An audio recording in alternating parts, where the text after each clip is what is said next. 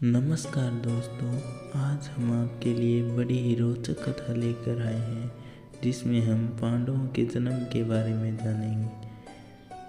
इस कथा में हम पांडवों का जन्म कैसे हुआ उसके बारे में जानते हैं। तो चलिए कथा शुरू करते हैं।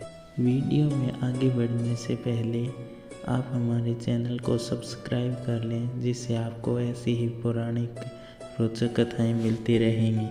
तो चलिए कथा शुरू करते हैं। धृतराष्ट्र जन्म से ही अंधे थे, अतः उनकी जगह पर पांडु को राजा बनाया गया।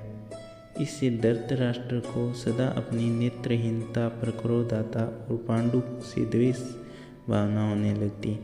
पांडु ने संपूर्ण भारतवर्ष को जीतकर गुरु राज्य की सीमाओं का यवनों के देश तक विस्तार कर दिया। एक बार राजा पांडु अपनी दोनों पत्नियों कुंती तथा माद्री के साथ आखेट के लिए वन में गए। वहां उन्हें एक मृग का मिथुन जोड़ा दृष्टिगत हुआ। पांडु ने तत्काल अपने बाण से उस मृग को घायल कर दिया।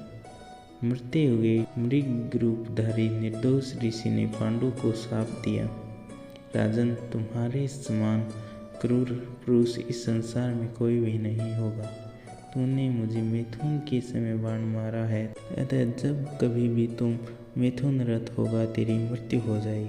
इस शाप से पांडु अत्यंत दुखी हुए और अपनी रानियों से बोले, हे देवियों, अब मैं अपनी समस्त वासनाओं का त्याग करके इस वन में ही रहूँगा। तुम लोग हस्तिनापुर लौट जाओ। उनके वचनों को सुनकर दोनों रानियों ने दुखी होकर कहा, नाथ, हम आपके बिना एक क्षण भी जीवित नहीं रह सकती। आप हमें भी वन में अपने साथ रखने की कृपा कीजिए। पांडु ने उनके अनुरोध को स्वीकार करके उन्हें वन में रहने की अनुमति दे दी। इसी दौरान राजा पांडु ने अमावस्या के दिन ऋषि मुनियों को ब्रह्मा जी के दर्शन के लिए जाते हुए देखा। उन्होंने उन ऋषि मुनियों से स्वयं को साथ ले जाने का आग्रह किया। उनके इस आग्रह पर ऋषि मुनियों ने कहा, राजन, कोई भी निसंतान पुरुष ब्रह्मलोक जाने का अधिकारी नहीं हो सकता, अतः हम आपको अपने साथ ले जाने में असमर्थ हैं। ऋषि मुनियों की बात सुनकर पांडु अपनी पत्नी से बोले, हे कुंती, मेरा जन्म लेना ही व्यर्थ हो रहा है, क्योंकि संतानहीन व्यक्ति पितृ ऋण, ऋषि ऋण, देव ऋण तथा मनुष्य ऋण से मुक्ति नहीं पा सकता। क्या तुम पुत्र प्राप्ति के लिए मेरी सहायता कर सकती हो?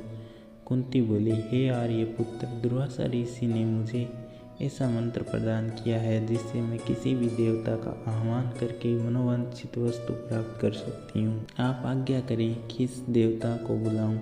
इस पर पांडु ने धर्म को आमंत्रित करने का आदेश दिया। धर्म ने कुंती को पुत्र प्रदान किया जिसका नाम युधिष्ठिर रखा गया। कालांतर में पांडु ने कुंती को पुनः 2 बार वायुदेव तथा इंद्रदेव को आमंत्रित करने की आज्ञा दी। वायुदेव से भीम तथा इंद्र से अर्जुन की प्राप्ति हुई। तत्पश्चात पांडु की आज्ञा से कुंती ने माद्री को उस मंत्र की दीक्षा दी। माद्री ने अश्विनी कुमारों को आमंत्रित किया और नकुल तथा सहदेव का जन्म हुआ। एक दिन राजा पांडु माद्री के साथ वन में सरिता के तट पर भ्रमण कर रहे थे। वातावरण अत्यंत रमणीक था और शीतल मंद सुगंधित वायु चल रही थी। सहसा वायु के झोंके से माद्री का वस्त्र उड़ गया। इससे पांडु का मन चंचल हो उठा और वे मिथुन की प्रवृत्त हुए ही थे कि शापवश उनकी मृत्यु हो गई। माद्री उनके साथ सती हो गई, किंतु पुत्रों के पालन पोषण के लिए कुंती हस्तिनापुर लौट आई। वहाँ पर रहने वाले ऋषि मुनि पांडवों को राजमहल छोड़कर आ गए।